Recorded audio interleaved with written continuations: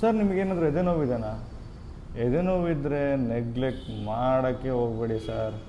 ಇದು ತುಂಬ serious topic ನಾನು ಮಾತಾಡ್ತಿರೋದು. ಎಷ್ಟು ಸೀರಿಯಸ್ ಟಾಪಿಕ್ ಅಂತಂದರೆ, ಕೆಲವರು ಎದೆ ನೋವಿದ್ದರೂ ಏನೋ ಹೋಗಲಿ ಬಿಡಪ್ಪ, ಏನೋ ಗ್ಯಾಸ್ಟ್ರಿಕ್ ಆಗಿದೆ, ಗ್ಯಾಸ್ ಆಗಿದೆ, ಅದು ಅಂತ ಅಂದ್ಕೊಂಡು ಸುಮ್ಮನೆ ನೆಗ್ಲೆಕ್ಟ್ ಮಾಡಿ ಬಿಟ್ಬಿಡ್ತಾರೆ. ಬಟ್ ಆದರೆ ನೀವೇನಾದರೂ ಸಿಗರೇಟ್ ಸೇದ್ತಿದ್ದೀರಾ, ಬಿ ಪಿ ಶುಗರ್ ಇದೆ, ಈ ಥರ ಸಮಸ್ಯೆಗಳಿದ್ದಾವೆ ಅಂತಂತಂದರೆ ಇಮ್ಮಿಡಿಯೇಟಾಗಿ ಹೋಗಿ ನಿಮ್ಮ ಹತ್ತಿರ ಇರೋ ಒಳ್ಳೆ ಡಾಕ್ಟರ್ ಹತ್ರ ತೋರಿಸ್ಕೊಳ್ಳಿ. ಇಲ್ಲ ಅಂತಂದರೆ ನೋಡಿ, ನಮ್ಮ ಮೈಕೈಗೆ ನೋವೇನಾದರೂ ಗಾಯಗಳು ಅವು ಆದರೆ ಎಲ್ಲ ಸರಿ ಮಾಡ್ಕೊಂಬಿಡ್ಬೋದು ಸರ್. ಬಟ್ ಆದರೆ ಹಾರ್ಟಿಗೆ ಒಂದು ಸರಿ ಡ್ಯಾಮೇಜ್ ಆದರೆ ಅದು ಪರ್ಮನೆಂಟ್. ಅದು ನೀವು ಹೋಗಿ ತೋರಿಸ್ಕೊಂಡು ಟ್ರೀಟ್ಮೆಂಟ್ ತೊಗೊಳ್ಳೋ ಡಿಲೇ ಆಯಿತು, ಹಾರ್ಟ್ ಪರ್ಮನೆಂಟಾಗಿ.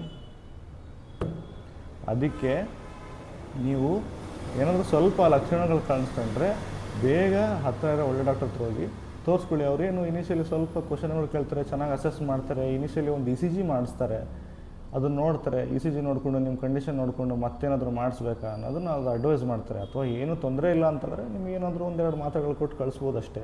ನಮ್ಮ ಆರೋಗ್ಯ ನಾವು ಚೆನ್ನಾಗಿ ಇಟ್ಕೊಳ್ಳೋಕ್ಕೆ ಏನು ಸರ್ ಪ್ರಾಬ್ಲಮ್ಮು? ನಾವು ಚೆನ್ನಾಗಿದ್ದರೆ ಪ್ರಪಂಚವೇ ಚೆನ್ನಾಗಿರುತ್ತೆ ಸರ್.